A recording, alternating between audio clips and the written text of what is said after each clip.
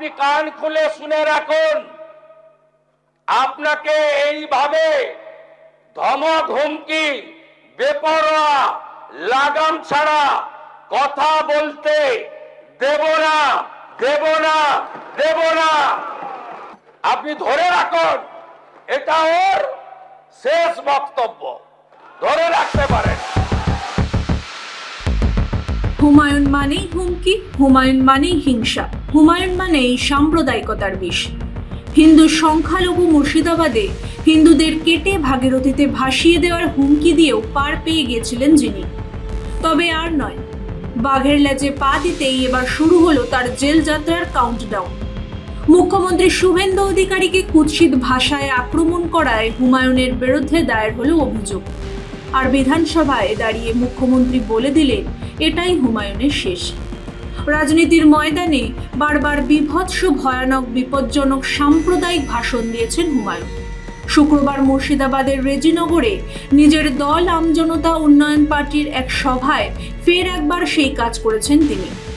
সঙ্গে মুখ্যমন্ত্রী শুভেন্দু অধিকারীকে উদ্দেশ্য করে কুৎসিত আক্রমণ করেন ভরতপুরের বিধায়ক। আমি শুভেন্দু অধিকারীকে সেদিন বলেছি যে আপনি ভোট জিতেছেন, আপনার দল জিতেছে, খুব ভালো কথা, কিন্তু মুর্শিদাবাদে আস্ফালনটা একটু কম করতে বলেন। আমি যেদিন ময়দানে মুসলমানদের নিয়ে নেমে যাব না, সেদিন এমন ছাতা ভাঙা মাছ শুরু করব যে আপনাদের পতাকা বহন করার লোক থাকবে না। কেস, ওরকম কেস আমাদের বহুবার জেল খাটা আছে। হুমায়ুনের এই বক্তব্য নিয়ে সোমবার সকালে বিধানসভার অধিবেশন বসতেই শোরগোল শুরু হয়।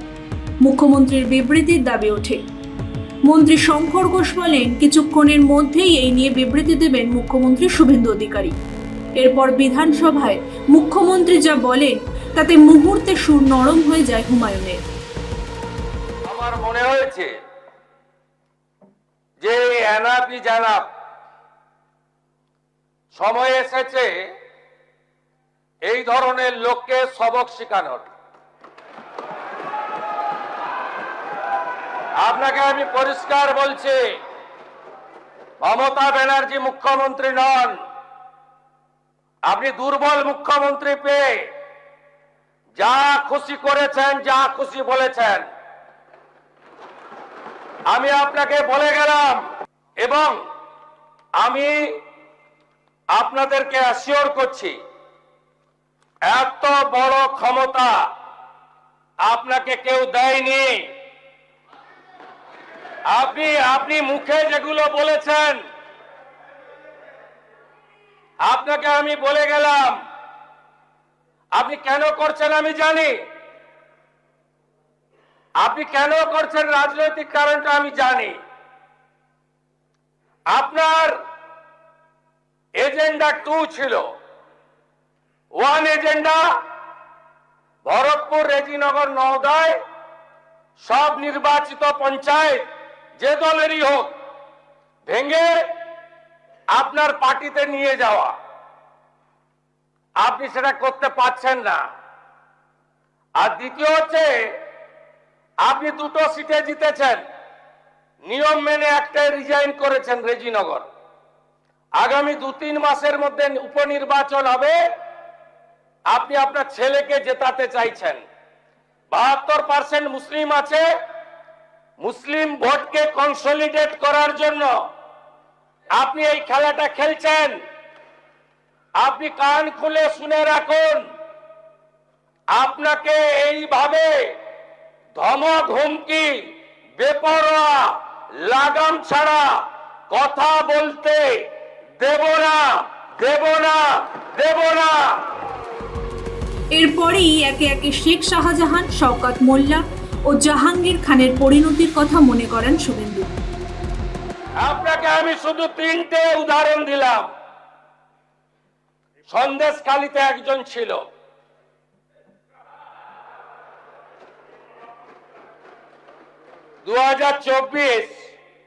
পয়লা জানুয়ারি বলেছিল তৎকালীন বিরোধী দলনেতা এলে তার হাত কেটে পায়ে, পা কেটে হাতে লাগাবে আর চামড়া ছাড়িয়ে মেদিনীপুরে পাঠিয়ে দেবে।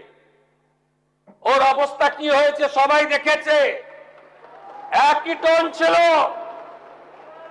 আরেকটা জীবনতলার গুন্ডা ক্যানিং ভারত, ওর অবস্থাও কি হয়েছে দেখতে পাচ্ছে সবাই। আরেকটা পুষ্পা ঝুঁকে গায়ে নেই, এমন ঝোঁকা ঝুঁকেছে খালি পায়ে,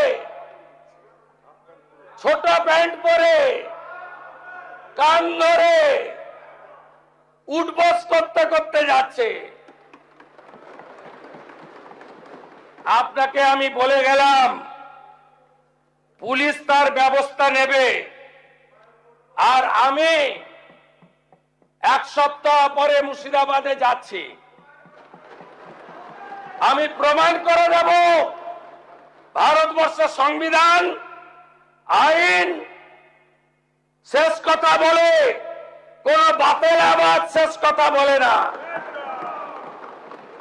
আপনাকে সংযত হওয়ার, সতর্ক হওয়ার, এই ধরনের কথা প্রত্যাহার করার এবং ভবিষ্যতে এই ধরনের কথা বলার আগে 25 বার ভাবার হুঁশিয়ারি দিয়ে আমি সবাইকে আশ্বস্ত করছি। আপনারা ভাবছেন কেস হয়েছে, অ্যাকশন কবে হবে? যারা ওকে ডেকেছিল এই সভাতে তাদেরকে আগে তুলব, তারপরে আপনার কাছে যাব। যা করার করব, আমি আশ্বস্ত করছি আপনাদের। আপনি ধরে রাখুন, এটা ওর শেষ বক্তব্য, ধরে রাখতে পারেন।